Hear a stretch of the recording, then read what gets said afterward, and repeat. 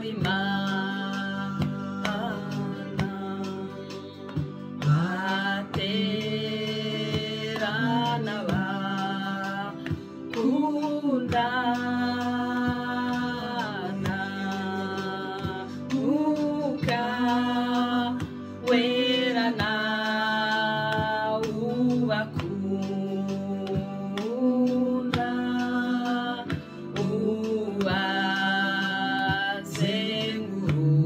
ubazengurutse umucyo gana indirimbo byabo bitumbagira mw'ijuru gusenga gana indirimbo byabo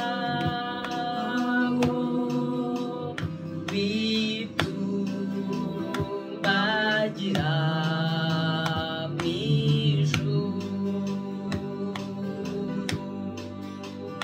iyo bageze imbere yawe baje gusangira nawe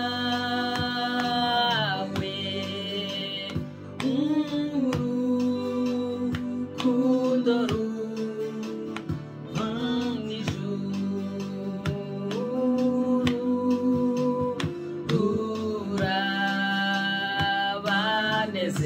rurabanezeza cyane imitima yabo yizeye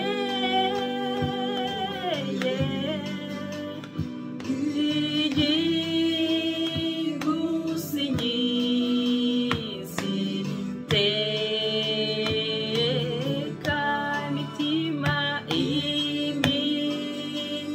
imitima yabo yizeye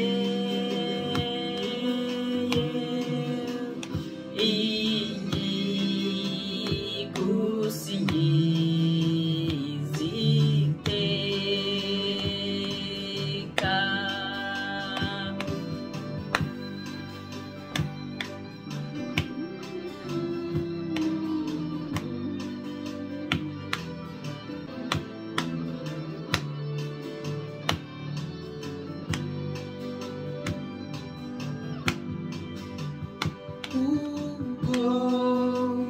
ubugingo bubeshaho abacunguwe bahose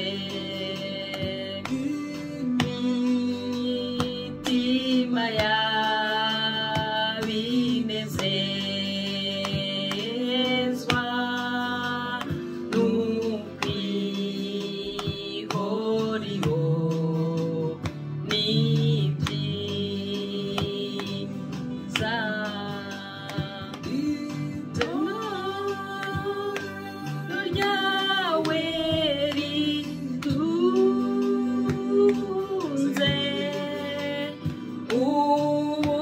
ubuntu bwawe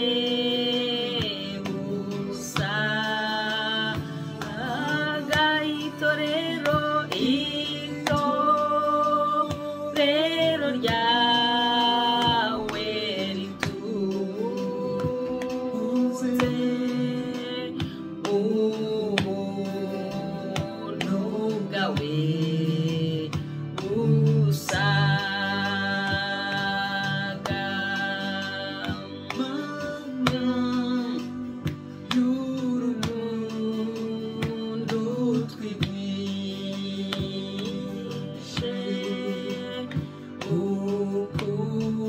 ukundana neza rwose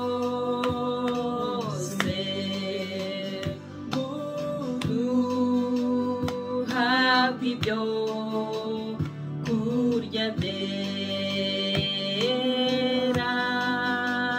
twegera uruhi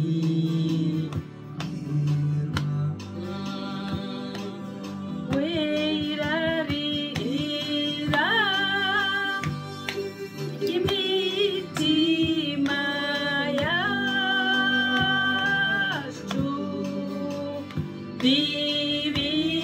bibiryo guhazwa nawe rarira ry'imitima yacu ribiryo guhazwa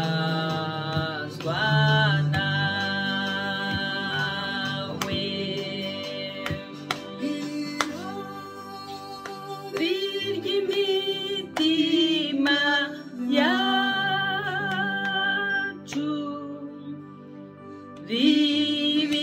ribiryo guhazwa nawe rarira ry'imitima yacu ribiryo guhazwa nawe.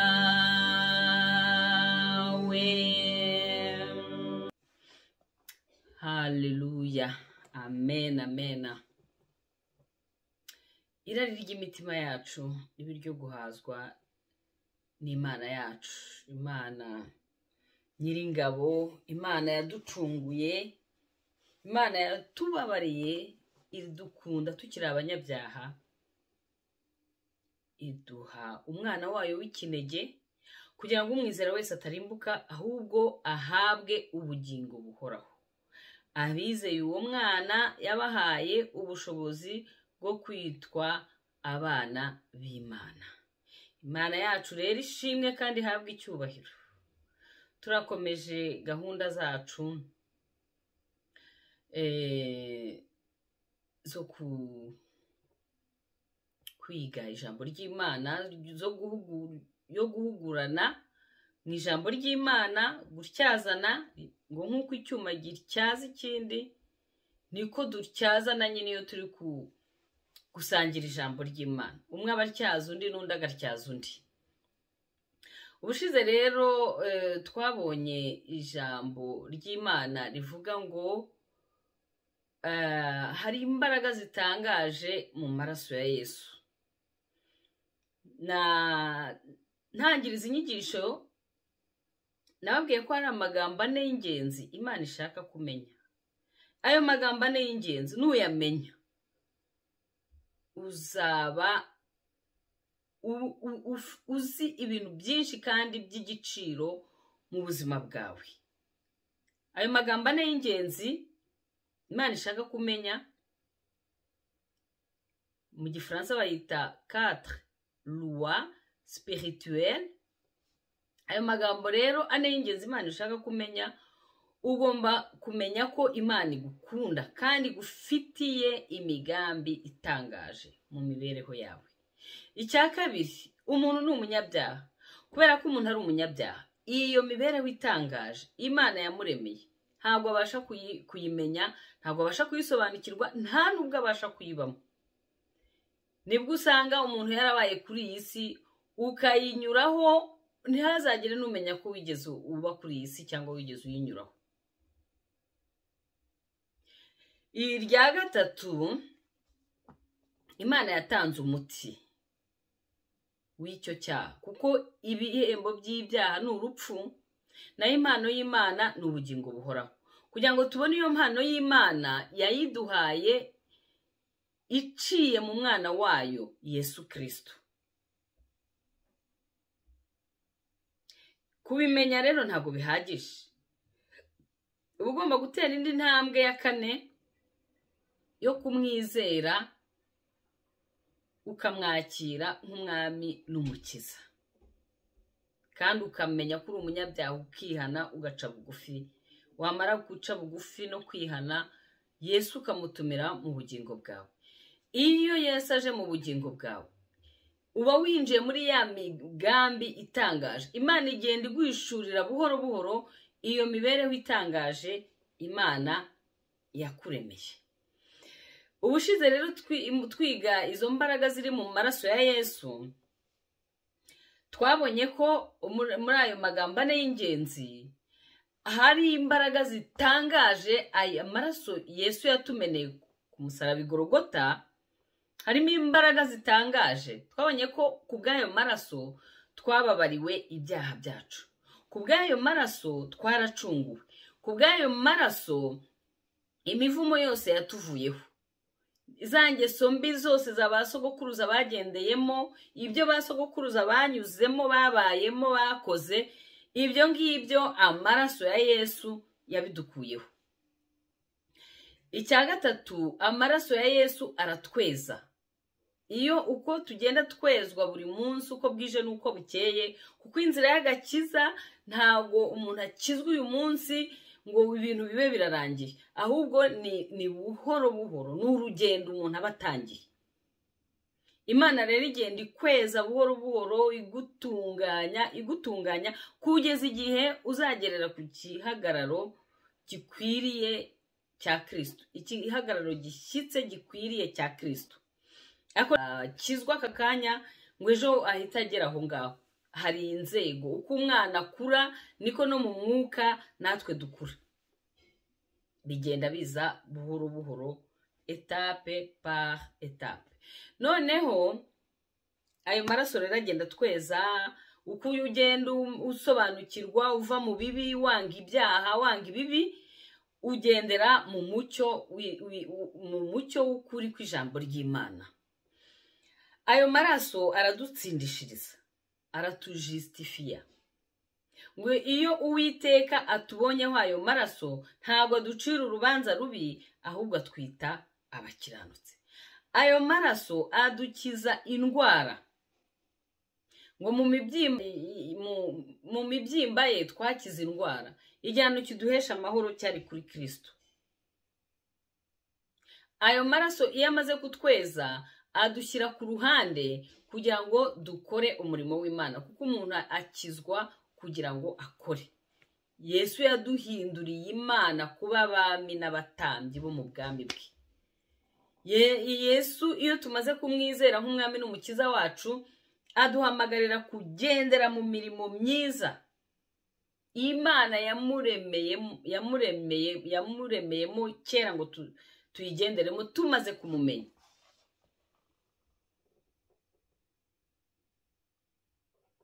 Ndumva muri makeya ni ibyo ngibyo twize, turi kureba imbaraga zitangaje ziri mu maraso ya Yesu. Uyu munsi rero tugiye gukomeza tureba ibanga riri mu imbaraga z'igaburo ryera. Ibanga riri mu mbaraga z'igaburo ryera. Tugiye gusangira amagambo atatu. Ijambo rya mbere tugiye gusangira riri mu Kuva. N'ubushize twararebye, twararibonye, ariko ndakomereza hasi, ntabwo ndi bugaruke ku byo twasomye ubushize. Twabonye ukuntu Mose yari yategetse Abayisiraheli ko bagomba kubaga umwana w'intama cyangwa umwana w'ihene, amaraso bakayashyira mu rwabya, noneho barangiza aya maraso bakayafata bakayaminjagira mu ruhamo, andi bakayashyira ku nkomanizo z'umuryango, ko ayo maraso azabarinda igihe umurimbuzi azaba atambutse agiye kwica abana bose b'imfura za Egiputa. Cyari icyago cya 10 Imana igiye guteza Farawo kugira ngo arekure ubwoko bw'Imana bujye kuyikorera, bujye kuyiramya no kuyihimbaza, kuko Imana yaduhamagariye kuyikorera. Iyo tukiri mu bubata bwa Satani rero ntabwo tubasha gukorera Imana. twabonye ko isezerano rya kera ryari igicucu cy'isezerano rishya. Iyo bavuze kwa Farawo mu Egiputa uhita wumva ko ni kwa Satani. Iyo umuntu atarava mu bwami bwa Satani ngo aze mu bwami bw'Imana kera mu isezerano rya kera ni uko kuba mu Egiputa uri umucakara wa Sekibi.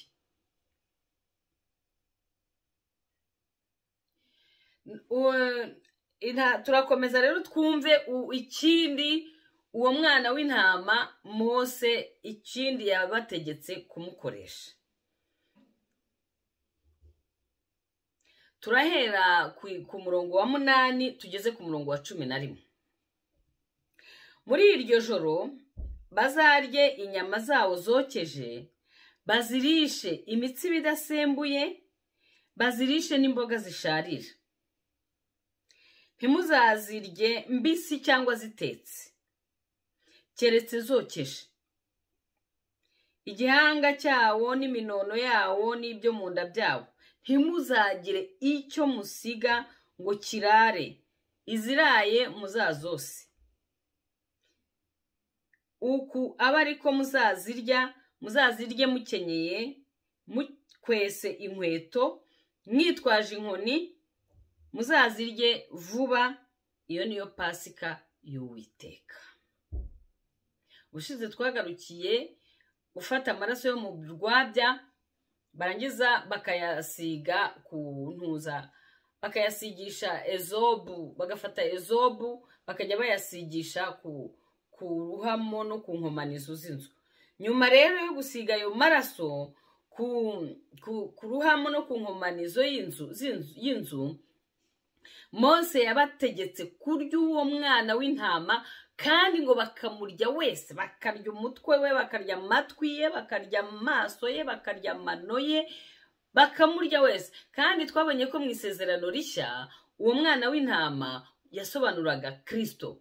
Kristo ni umwana w'intama watanzwe kugira ngo tubabarirwe ibyaha. Kristo rero tugomba kumurya wese, tukarya amaso ye, tukarya umutwe we, tukarya amazuru ye, tukarya amatwi ye. Kristo tukamurya wese. Ntagira ikindi ntagira aho duhitamo, byose Kristo tugomba kumurya wese. Umwana w'intama tugomba kumurya wese.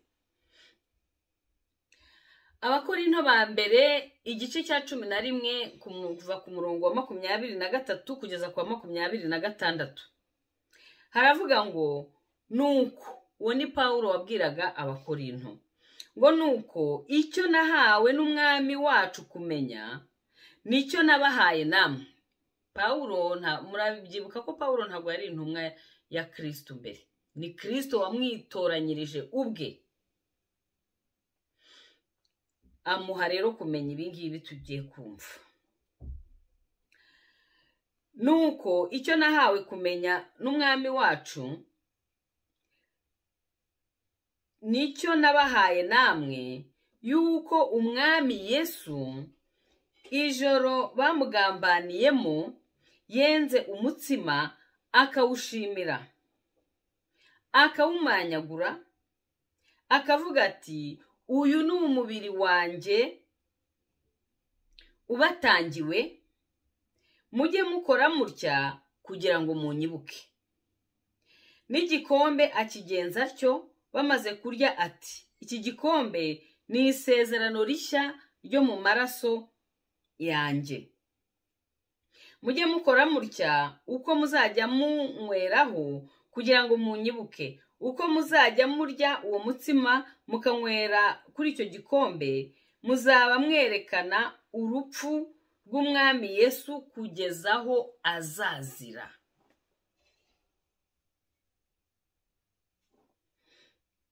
Dukomeze muri Luka 22 duhere ku murongo wa 14. Igihe gisohoye aricara ngo afungure, kandi intumwa nazo zicarana nawe. Arababwira ati, kwifuza nifuje gusangira namwe pasika iyi ntarababazwa. Ndababwira yuko ntazongera rwose kurya kugeza aho izasohorera mu bwami bw'Imana. Ndababwira yuko ntazongera rwose kurya kugeza aho bizasohorera mu bwami bw'Imana. Umurongo wa 17, yenda igikombe aragishimira, arababwira ati mwende iki musangire. Ndababwira yuko uhereye none ntazanywa imbuto y'umuzabibu ukageza aho ubwami bw'Imana buzazira. Yenda umutsima arawushimira, arawumanyagura, arawubaha, arababwira ati uyu ni umubiri wanjye ubatangiwe. Mujye mukorera mutya kugira ngo munyibuke. N'igikombe akigenza atyo. Bamaze kurya ati iki gikombe ni isezerano rishya ryo mu maraso yanjye ava ku bwanyu.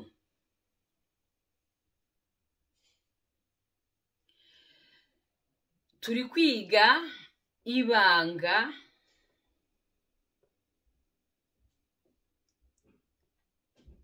ry'imbaraga ry'ifunguro ryera.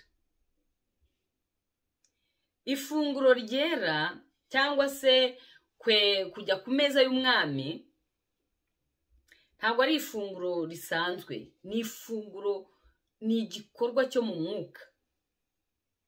Hari abavuga ngo ni igitambo cy'Ukarisitiya.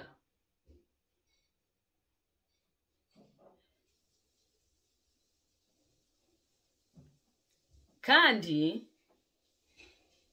ni ibintu Yesu yifuje, navuga ko ari itegeko yahaye abazamwizera, kuko yaravuze ngo ibi mujye mubikora munyibuka. Mwibuka ukuntu nabapfiriye, mwibuka ukuntu nabacunguye, mwibuka ukuntu mwababariwe ibyaha kubw'umubiri n'amaraso byanjye natambye ku musaraba.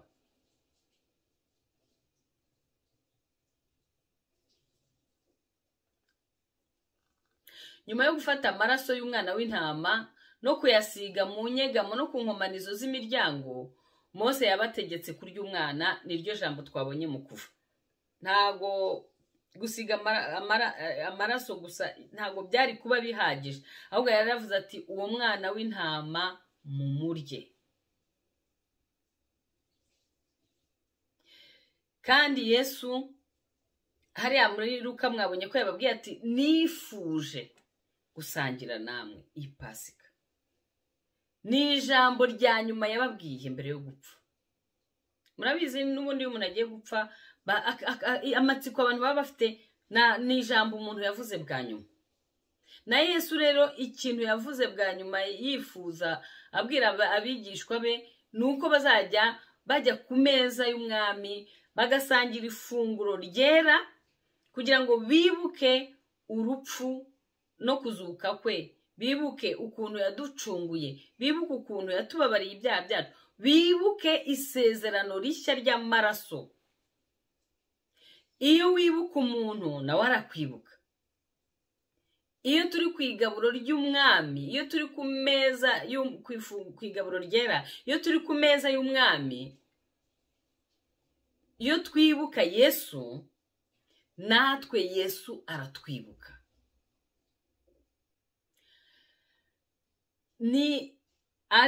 Iriya nkongoro y'amaraso cyangwa se kiriya gikombe cy'amaraso ntabwo ari amaraso nk'uko bivugwa.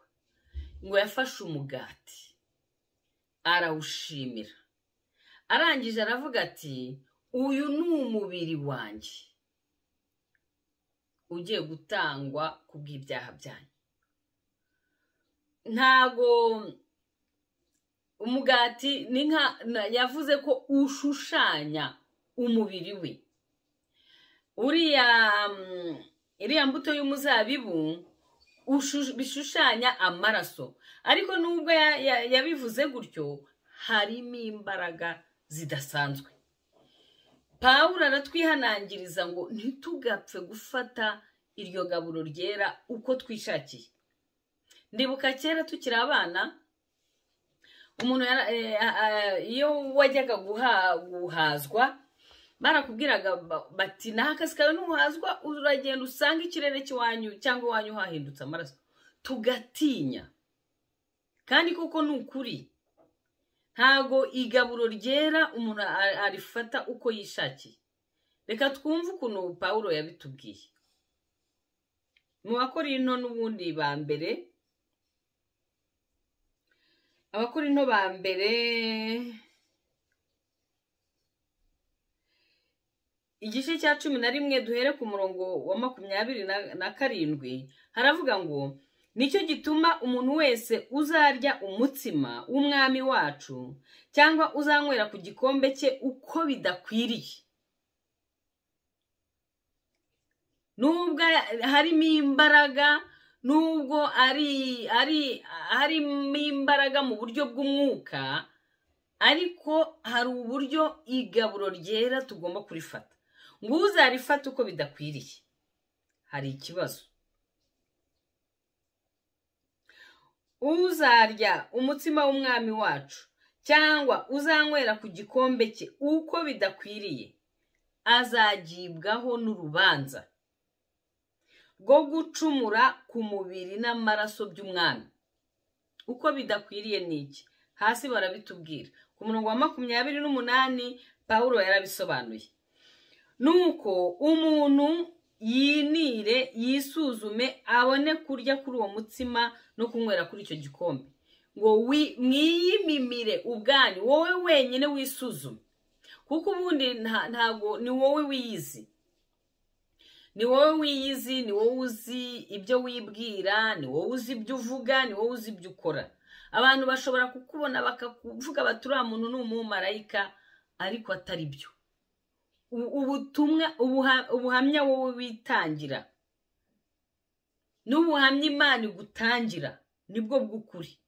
Yego n'abantu bagomba kudutangira ubuhamya, ariko hano Pawulo aravuze ngo wiyimimire wowe ubwawe,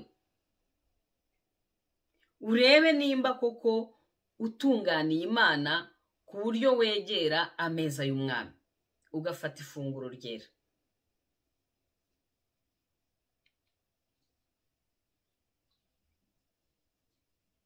Kugira ngo utagirwaho urubanza kuri uwo mutsima no kunywera kuri icyo gikombe. Hanyuma uwa murongo wa 29 aravuga ngo kuko upfa kurya akanywa atitaye ku mubiri w'umwami aba aririye kandi anywereye kwishyiraho gucirwaho iteka. Murumva igaburo ryera ririmo ibintu bikomeye, harimo ubwiru bukomeye. Nurifata uko bidakwiriye uzacirwaho iteka. Ntabwo ari ugupfa kurifata. Pawulo arakomeza atubwira nanone, ndetse nicyo gituma benshi muri mwe bagira intege nke, abandi bakarwaragurika, abandi benshi bakaba barasinziriye. Natangiye mbabwira ni umugati n'imbuto y'umuzabibu, wagira ngo ni ibintu bisanzwe, ariko kubera ko ari tegeko Yesu yasigiye abamwizeye, harimo ubwiru, harimo imbaraga, n'ifunguro ry'umwuka. Abayisiraheli bamaze kurifata ngo bagendaga mu butayu, ntago amaguru yabo yigeze abyimba, ntago imyenda yigeze basaziraho kugeza igihe bagereye i Kanani. Ni ukubera ya Pasika Imana yabahaye. Ntago Farawo yongeye kwinangira, byarangiriye aho, yahise abarekura. Murumva harimo imbaraga zituvana mu bubata bwa Satani, mu nzara za Satani. Niyo mpamvu rifashe nabi rero. Ibi ngibi Pawulo atubwira bimubaho. Ugomba kujya ku igaburo ryera wabanje kwisuzuma, wabanje kwiyimimira, kugira ngo urebe nimba nta mugayo ufite imbere y'Imana. Umurongo wa 31 aravuga ngo ariko twakwisuzuma ntitwagirwaho n'urubanza. Nyamara iyo duciriwe urubanza n'umwami wacu, ubundi ugomba kubanza kwitunganya, ukihana, ugahamagara amaraso ya Yesu akakweza akagutunganya. Ariko nimpfuye kurya uko ubonye, ahangaha hari ikibazo. 32 aravuga ngo nyamara iyo duciriwe urubanza n'umwami wacu, duhanirwa nawe kugira ngo tutazacirwaho iteka hamwe n'ab'isi. Kubera ko twabonye ko ufite uwo mwana afite ubugingo buhoraho, nawe utamufite nta bugingo afite. Nukuvuga ko abari muri Kristo Yesu nta teka bazacirwaho. Kugira ngo rero tutazacirwaho iteka, Kristo itaduhana ako kanya kugira ngo tutazacirwaho iteka. Nuko bene data, nimuteranira gusangira, murindirane. Ntimufate iryo gaburo ryera mu kajagari. Murindirane, mubanze mwicare hamwe, mubanze mutuze, mubanze mushimire Imana, muyiramye, muyihimbaze. Hanyuma kuko kera banamaraga gusenga bagasangira. Noneho bamara gusangira bagafata n'igaburo ryera. Ahangaha rero Pawulo yarababwiraga ati umuntu nasonza arya ibyiwe, kugira ngo guterana kwanyu kutabashyirisha mu rubanza. Igaburo ryera ni ikintu gikomeye, riduha imbaraga, riduha ubuzima, riturinda kurwaragurika, riturinda gupfa, riturinda kugira intege nke. Ni ku ijambo ry'Imana hejuru ryavuze ahangaha. Murumva ko ntabwo ari igaburo risanzwe rero. Igaburo ryera rifite imimaro itatu. Uwa mbere, iyo urwaye igaburo ryera urakira. Iyo ufashe igaburo ryera uko bikwiriye, twabonye ko nimba urifashe uko bidakwiriye urarwaragurika, ugacika intege, ugahora uhondobera. Nimba urinarifashe rero uko bikwiriye, Imana izaguha imbaraga, izaguha vigueur.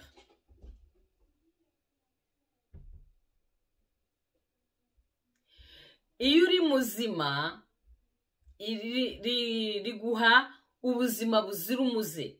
Twabonye ko ngo Abayisiraheli ntago babyimbaga ibirenge, nta nubwo imyenda yabo ngo yabasaziragaho. Imana iguha ubudahangarwa. Icya gatatu, hari amagambo abisobanura. Petero wa mbere igice cya 2 umurongo wa 24 aravuga ngo ubwe yikoreye ibyaha byacu mu mubiri we, abibambanwa ku giti, kugira ngo dupfe ku byaha, duhere ko tubeho ku gukiranuka. Imibyimba ye niyo yadukijije. Yesaya 53 umurongo wa 5 haravuga ngo nyamara ibicumuro byacu nibyo yacumitiwe, yashenjaguriwe gukiranirwa kwacu, igihano kiduhesha amahoro cyari kuri we, kandi mu mibyimba ye niyo adukirisha.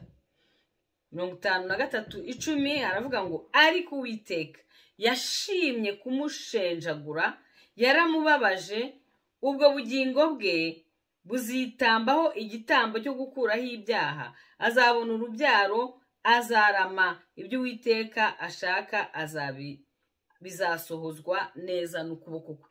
Ibyo byose ni Imana yabikoze kugira ngo tubashe kugira gute? Kugira ubuzima, kugira ubugingo buhoraho. Ngo yaje kugira ngo tubone ubugingo, kandi tubone ubugingo buhoraho, kandi tububone ari bwinshi. Yohana igice cya 6 umurongo wa 54 haravuga ngo naho urya umubiri wanjye akanywa n'amaraso yanjye agira ubugingo bw'iteka, kandi nzamuzura ku munsi w'imperuka.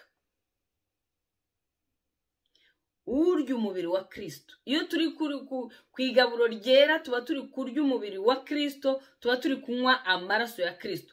Umuntu rero urya umubiri wa Kristo akanywa amaraso ya Kristo afite ubugingo agira, nta nubwo ari afite, haranditse ngo agira ubugingo bw'iteka, kandi nzamuzura ku munsi w'imperuka.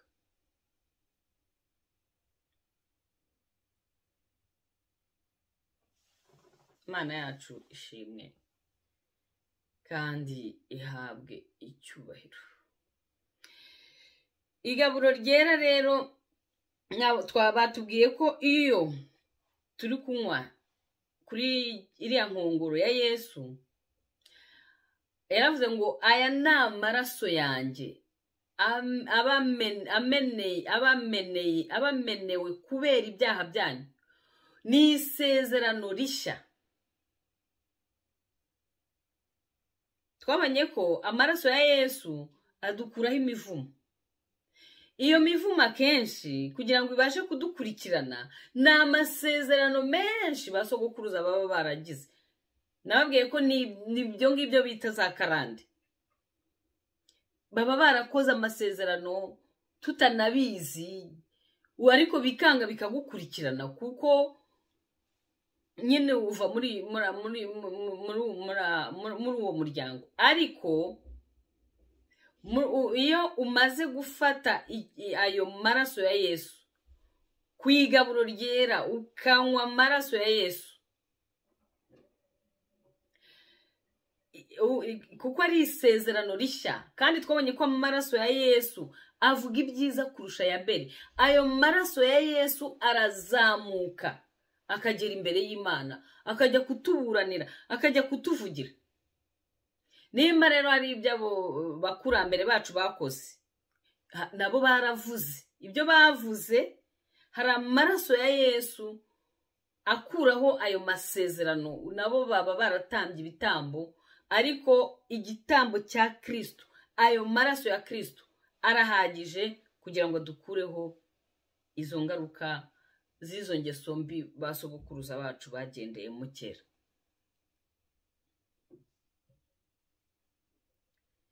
Ikindi, igaburo ryera rituma tugira ubusabane na bene data, kandi tukagira ubusabane na Kristo.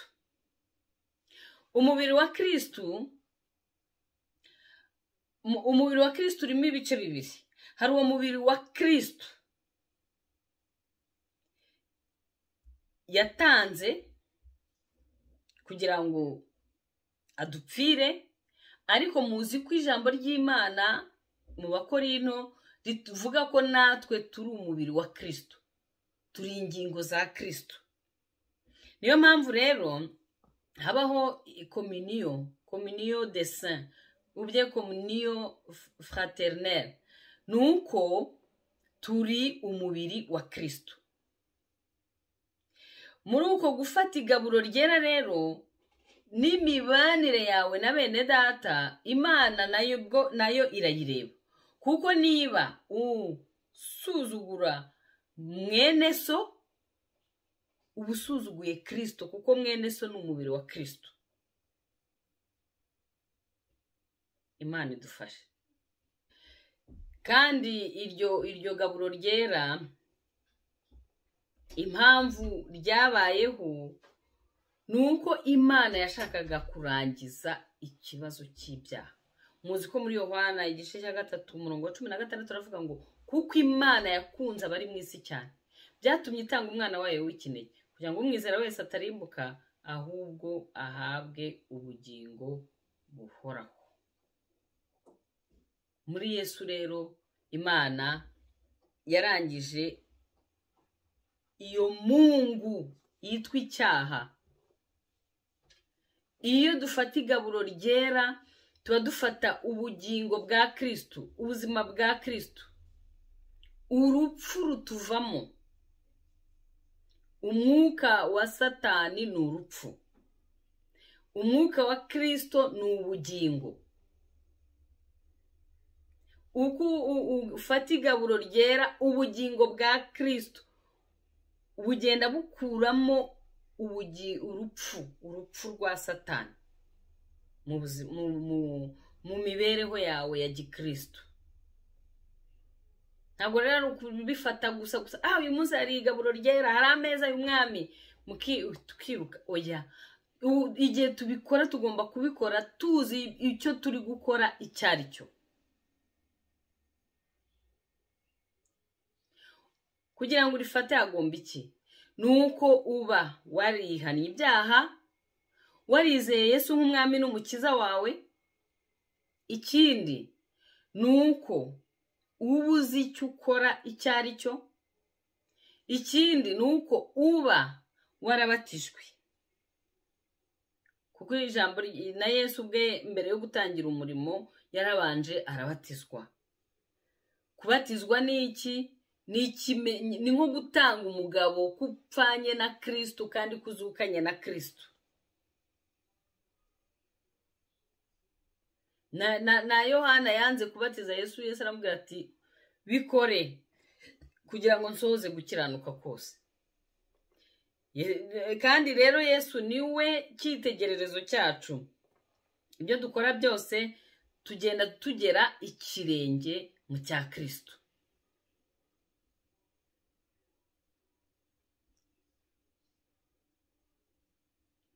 Yesaya Yohana 6:51 haravuga ngo ninjye mutsima muzima wavuye mu ijuru. Umuntu narya uwo mutsima azabaho iteka ryose.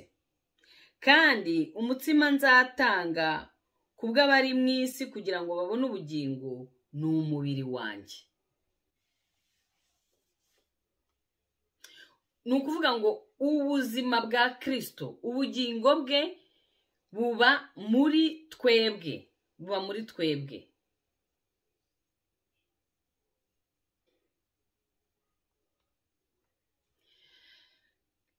kandi hariya mwabonye ko ikintu cya mbere yakoze ngo yabanje gushimira.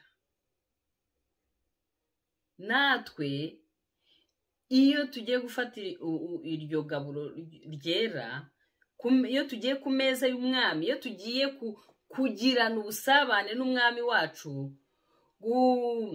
gufatanya n'umwami wacu, icyo gihe tugomba natwe kubanza gufata umwanya wo kubanza gushima Imana. Niyo tugiye kurya bisanzwe, muzi ko umuntu agomba kubanza gusenga ashima Imana. Muri uko gusenga no gushima Imana, bya biryo turiye birera, byezwa na rya sengesho umuntu yakoze. Niyo mpamvu Imana idusaba kubanza gusenga kugira ngo tweze iryo sengesho ryeze ibyo tugiye kurya. N'iri gaburo ryera rero niyo mpamvu tubanza gusenga dushima kugira ngo ryezwe. Imana yacu ishimwe. Abagalatiya igice cya 3:13 turavuga ngo Kristo yaducunguriye kugira ngo dukizwe umuvumo w'amategeko, ahindutse ikivume ku bwacu, kuko byanditswe ngo havumwe umanitse ku giti.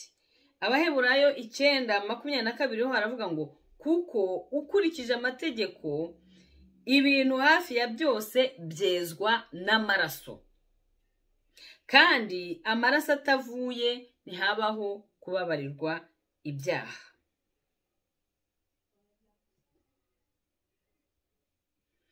Amaraso atavuye ntihabaho kubabarirwa ibyaha.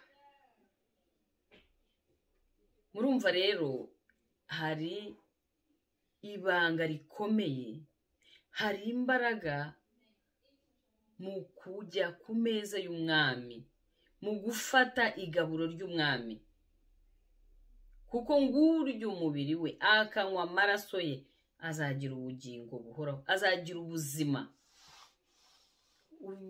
mu buryo bw'umwuka ndetse no mu buryo bw'umubiri ugira ubuzima buzira umuze. Abayisiraheli ngo ntibajyaga babyimba ibirenge n'imyenda ngo ntabwo yabasaziragaho, ahubwo nta nubwo bigeze barwara, kereka igihe bacumuraga Imana ikabateza za mugiga, ikabateza inzoka, ariko nta nubwo banarwaraga kubera ya pasika bariye. Igaburo ryera rero naryo ririmo imbaraga zo kunesha umubi. Reka dusoreze kuri iri jambo riri mu Bakorinto igice cya 10 duhere ku murongo wa 16. Haravuga ngo gusangira igikombe icyo dusabira umugisha, mbese si ugusangira amaraso ya Kristo? Gusangira umutsima tumanyagura siko gusangira umubiri wa Kristo? Nuko ubwo uwo mutsima ari umwe, twebwe nubwo turi benshi turi umubiri umwe, kuko dusangira umutsima umwe.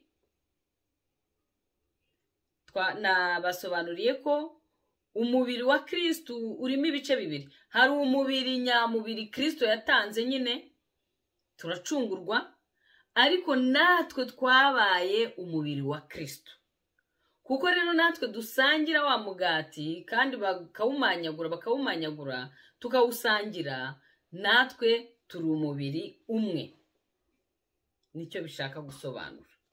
Tunywera ku gikombe tukasangira umugati, turi umubiri umwe kandi turi umubiri wa Kristo. Ku murongo wa 17 wa 18 aravuga ngo murebe Abisiraheli bo ku mubiri, mbese abarya igitambo ntibaba basangiye n'igicaniro? Abarya igitambo ntibaba basangiye n'igicaniro? Kristo twabonye ko ari igitambo. Niba turya Kristo rero dusangiye n'igicaniro cya Kristo. Hotel. Icyo mvuze ni iki? Boshye ibyaterekerejwe ibishushanyo ari ikintu, cyangwa ko igishushanyo ubwacyo ari cyo kintu? Reka da, ahubwo mvuze yuko iby'abapagani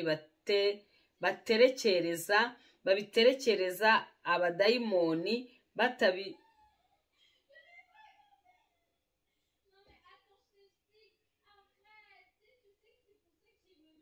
ntibishoboka ko kunywera ku gikombe cy'umwami wacu kandi ngo munywere ku gikombe cy'abadayimoni.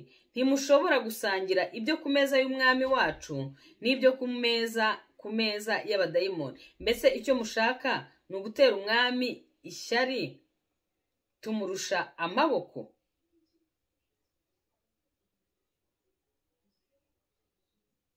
Mbese urusengero rw'Imana rwahuzwa rutwe n'ibishushanyo bisengwa? Ko turi urusengero rw'Imana ihoraho, nk'uko Imana yabivuze iti, nzatura muri bo, ngendere muri bo, nzaba Imana yabo, nabo bazaba ubwoko bwanjye. Ahangaha Imana Pawulo yagereranyaga gufata igaburo ryera, twabonye ko ari igitambo, kandi igitambo haba hari n'igicaniro, niko ijambo ry'Imana hano rimaze kutubwira. N'abapagani rero bagira ibicaniro bakagira n'ibitambo. None ahangaha yahuguraga aba bakristo ababwira ko utagomba kuvangavanga ibicaniro, utagomba kuvangavanga ibitambo. Nimba uri umwana w'Imana, irinde kurya, yababuzaga kurya inyama batambye kuri biriya bintu bakora byo guterekera no kubandwa n'ibiki, ibintu nk'ibyo ngibyo. Nibyo ahangaha Paul yari arimo ababuza. Kuko ngo iyo uriye igitambo, iyo usangiye igitambo uba usangiye n'igicaniro. Tugomba rero kubabera nk'uko imana yacu ari yera, ibitwanduza n'ibiduhumanya, izo nyama baterekeresheje n'ibiki bagize gute, ibyo biraduhumanya, biratwanduza. Nibyo Pawulo rero ahangaha yashakaga kuvuga. Nimba tunywera ku gikombe cy'umwami wacu Yesu Kristo, tukarya umubiri we, ntago tugomba kujya kubifata ngo tubivangavange. Bakristo bavandimwe, muvangavanga, dore mutera agahinda umwuka wera, mutera agahinda umwami wacu Yesu Kristo, muriyanduza, murahumana. Ndagira ngo mbabwire ngo mugaruke mu nzira nziza. Kandi twabonye ko igaburo ryera ntabwo ari ugupfa kurifata gusa, ugomba kumenya icyo ukora icyo ari cyo, ukabanza ukisuzuma. Iyo urifashe uko bidakwiriye bikubera urubanza, ngo bamwe bararwaragurika, abandi baramugaye, abandi bagira intege nke, abandi baranasinziriye. Gufata nabi igaburo ryera ushobora no gupfa. Kandi ngo ibyo Kristo abikorera iki? Nuko ntago twebwe azaduciraho iteka ku munsi w'imperuka, ahubwo ahita duhana ako kanya kugira ngo uwo munsi w'imperuka tutazacirwaho iteka. Imana yacu rero idufashe, idushoboze. Igaburo ryera, igikombe cy'amaraso ya Yesu ni isezerano, kandi iryo sezerano rirusha imbaraga andi masezerano yose yaba yarabayeho agukurikirana. Icyo gitambo cya Kristo kiruta ibindi bitambo byose baba baratanze. Icyo gicaniro, kuko twabonye ko igitambo kijyana n'igicaniro, icyo gicaniro gifite imbaraga zirenze ibindi bicaniro byose baba barakoze batubanjirije. Imana yacu ishimwe. Reka dusenge. Imana yacu turagushimye, tugushimiye kubwira ijambo, tugushimiye kubw'umubiri watanze ku bwacu, tugushimiye kubw'amaraso wamennye ku bwacu kugira ngo abe isezerano rishya. Ngo urya shimira kubw'amaraso watumeneye kugira ngo abe isezerano rishya. Iryo sezerano rirakomeye, iryo sezerano rirusha ayandi masezerano yose yaba yarabayeho, kandi ayo maraso aravuga akagera n'imbere y'Imana akatuvugira. Ayo maraso aranesha, ayo maraso arakiza. Mu mibyimba yawe mwami niho dukirira. Mu izina rya Yesu nsengeye abarwayi kugira ngo mwami ubakize, nsengeye abafite intege nke kugira ngo wongere ubahe imbaraga, wongere ubahe ubusore bushya bumeze nk'ubw'ikizu. Mu izina rya Yesu nsengeye abarushye n'abaremerewe kugira ngo Mana ubaruhure, wongere ubahe ibyiringiro. Mu izina rya Yesu nsengeye abari ku rugamba, bafite intambara zikomeye. Hari isezerano rishya, isezerano ry'amaraso ya Yesu. Mu izina rya Yesu mwami wavuze ko ibyo tuzabikora kugeza igihe uzagarukira, kandi nugaruka uzatujyana mu ijuru tubane, kuko wagiye kudutegurira aho tuzabana nawe. Kandi ngo wowe uzongera gufata iryo gaburo ryera mu bwami bwawe. Turagushimye rero mwami ko tuzaba twicaranye nawe, tugukikije, turi gucira imanza abo muri iyi si. Uwiteka Imana ushimwe kandi uhabwe icyubahiro mu izina rya Yesu. Amen.